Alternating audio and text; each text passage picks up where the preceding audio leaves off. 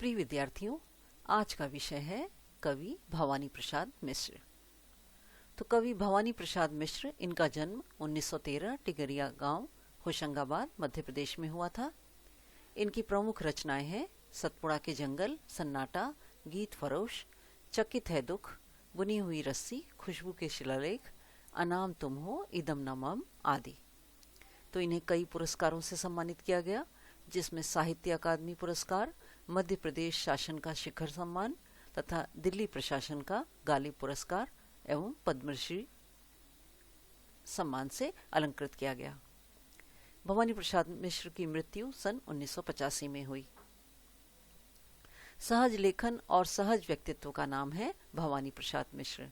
इन्होंने एकदम सहज, इनके व्यक्तित्व को आसानी से समझा जा सकता है और सहज लेखन, सरल लेखन, यही इनके व्यक्तित्व की विशेषता है।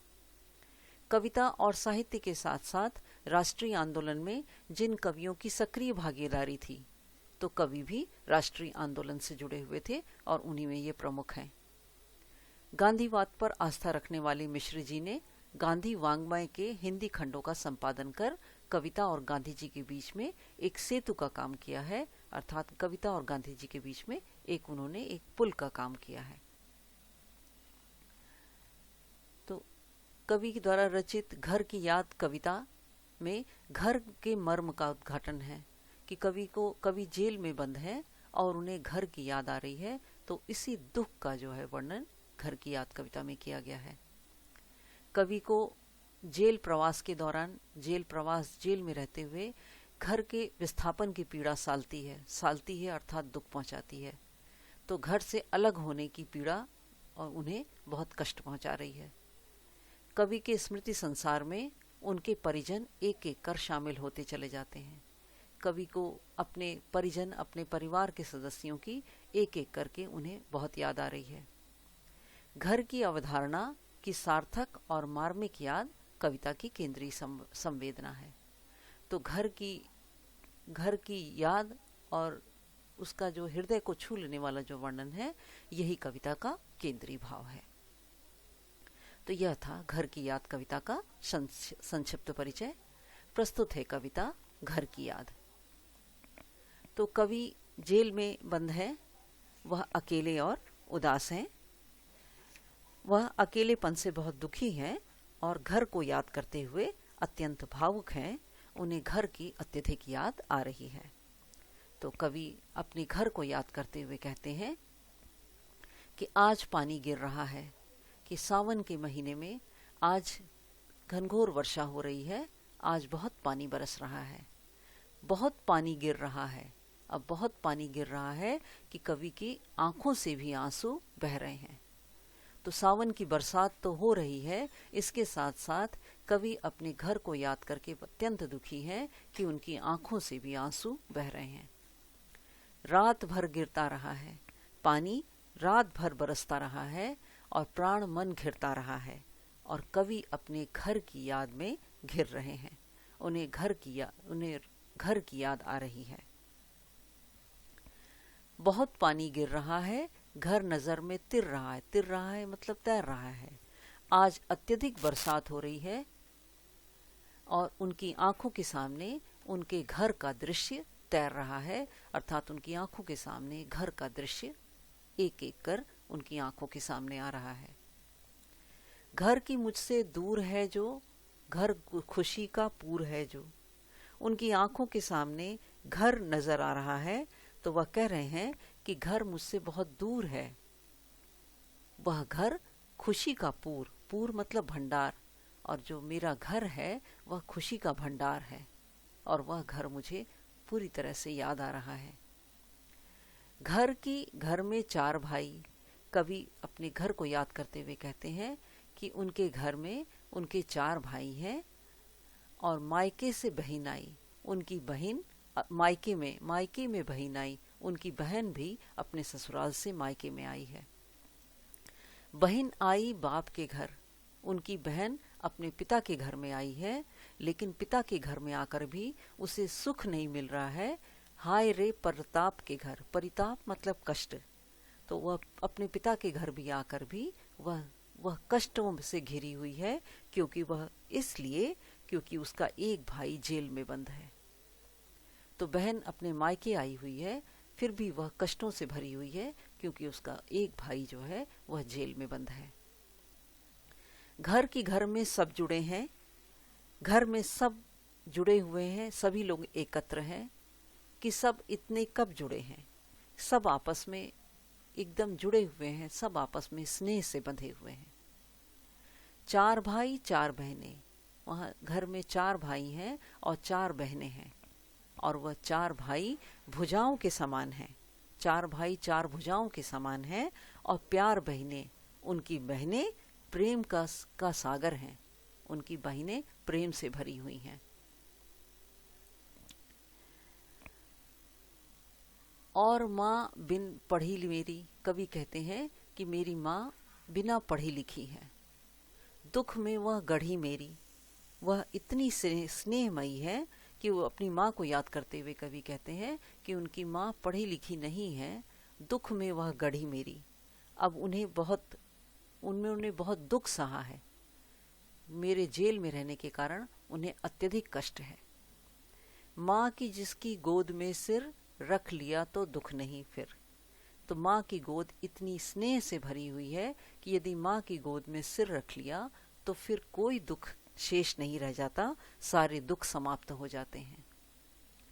माँ की जिसकी स्नेह धारा का यहाँ तक भी पसारा, पसारा मतलब फैला हुआ, कि कवि जेल में बंद है, लेकिन जेल में बंद इतनी दूर रहने के बाद भी माँ की स्नेह की धारा इतनी प्रबल है कि उन्हें जेल में भी जो है माँ के स्नेह का अनुभव हो रहा है। उसे लिखना नहीं आता, माँ पढ़ी लिखी नहीं है, उन्हें लिखना नहीं आता। यदि माँ को लिखना आता तो जो कि उसका पत्र पाता, यदि माँ को लिखने आता तो माँ का पत्र उन्हें जेल में प्राप्त होता। तो कवि अपने पिता का वर्णन करते हैं कि पिताजी जिनको बुढ़ापा एक क्षण भी नहीं व्यापा। तो व्यापा मतलब फैला हुआ, फैलना यहाँ मतलब कि पिताजी इतने स्वस्थ हैं कि उन्हें बुढ़ापा एक क्षण के लिए भी उनके नज़दीक नहीं है। वह चुस्त दुरुस्त और स्वस्थ हैं। वह इतने स्वस्थ हैं कि जो अभी भी दौड़ जाएं। वह इतने स्वस्थ और चुस्त दुरुस्त हैं कि वह अभी भी दौड़ सकते हैं, जो अभी भी खिलखिलाएं। और वह इतने स्वस्थ हैं कि आज भी खिलखिलाकर हंसते हैं। मौत के आगे न हिचके, वह इतने वीर हैं, इतने साहसी हैं कि यदि उनके सामने मौत भी आ जाए तो वह मौत के आगे भी हिचकते नहीं हैं। शेर के आगे न बिचके, यदि उनके सामने शेर आ जाए तो वह शेर से भी टक्कर ले सकते हैं। बोल में बादल गरजता, उनकी वाणी में इतना ओज है कि उनकी वाणी में बादलों की गर्जना सुनाई देती है। उनकी वाणी बादलों की गर्जना के समान है। काम में झंझा लरजता, झंझा मतलब तूफान, तो लरजता मतलब शर्माना। तो उनके काम में वह इतनी तेज गति से काम करते हैं कि उनकी काम की तेज गति को देखकर तूफान भी उनकी गति के सामने शर्मा जाए। आज गीता पाठ करके, दंड 260 करके। तो कवि अपने पिता को याद करते हुए कहते हैं कि उनके पिता आज गीता का पाठ करके और दंड 260 करके और कसरत करते हुए 260 बार दंड बैठक लगाकर, खूब मुदगर हिला लेकर, मुदगर जो कसरत करने के लिए जो लकड़ी का भारी सा एक बैट नुमा, जिससे वह परिश्रम करना, जिससे कसरत करना। तो कवि कहते हैं कि आज उनके पिता गीता का पाठ करने के बाद 260 बार दंड बैठक करके और मुदगर से को हिला करके, उससे खूब कसरत करके जबकि नीचे आए होंगे, जब वह नीचे घर में आए होंगे तो नैन जल से छाए होंगे। तो जब वह घर में आए होंगे तो मुझे याद करके, कवि को याद करके उनकी आंखों में आंसू भर आया होगा। हाय पानी गिर रहा है, घर नजर में तिर रहा है। आज बहुत बरसात हो रही है, पानी अत्यधिक बरस रहा है और मेरी आंखों के सामने मेरे घर तैर रहा है और घर की मुझे अत्यधिक याद आ रही है। 4 भाई 4 बहनें, भुजा भाई प्यार बहनें। तो कवि कहते हैं कि उनके 4 भाई हैं और 4 बहनें हैं। भाई 4 भुजाओं के समान हैं और बहनें प्रेम का सागर हैं। खेलते या खड़े होंगे, तो जब पिता घर में नीचे आए होंगे तो वो भाई और बहनें उन्हें खेलते हुए या खड़े होते हुए दिखाई दिए होंगे, नज़र उनको पड़े होंगे। यानी भाई खेलते और या फिर भाई बहन खेलते या फिर खड़े होते हुए उन्हें दिखाई दिए होंगे। पिताजी जिनको बुढ़ापा एक क्षण भी नहीं व्यापा। पिताजी इतने स्वस्थ हैं, इतने चुस्त दुरुस्त हैं कि उन्हें बुढ़ापा एक क्षण के लिए भी उनके निकट नहीं है, वह बुढ़ापे से दूर हैं। लेकिन आज वे रो पड़े होंगे बराबर। आज 5वें का नाम, 5वें कौन? कवि। तो अपने 5वें पुत्र का नाम लेकर वो आज रो पड़े होंगे। वह पिताजी जो बिल्कुल स्वस्थ हैं, मजबूत हैं, जिनकी वाणी में ओज है, जो वीर हैं, लेकिन आज वो मुझ अपने 5वें पुत्र का नाम लेकर आज वे रो पड़े होंगे। तो यह था कविता का भावार्थ। कविता का शिल्प सौंदर्य इस प्रकार है कि कविता की भाषा खड़ी बोली है और साथ ही भाषा सरल है। सावन के महीने में अत्यधिक बरसते हुए पानी का वर्णन है। तुकांत छंद की कविता है।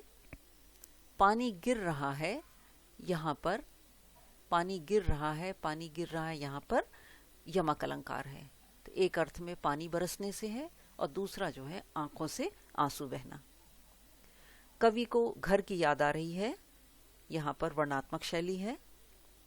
घर नजर में तिर रहा है, यह दृश्य बिंब है।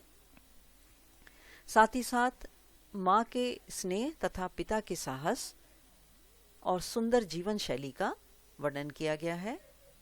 पिता के वर्णन में वीर रस है, साथ ही अनुप्रास अलंकार, उपमा अलंकार तथा रूपक अलंकार का अत्यंत सुंदर वर्णन है। इस कविता में संयुक्त परिवार का उदाहरण है। तो कई स्थानों पर उपमा अलंकार, रूपक अलंकार तथा अनुप्रास अलंकार का सुंदर वर्णन है। तो यह था कविता का भावार्थ। कविता के इतने अंश का भावार्थ आपको अच्छी तरह समझ में आ गया होगा। तो आज के लिए इतना ही।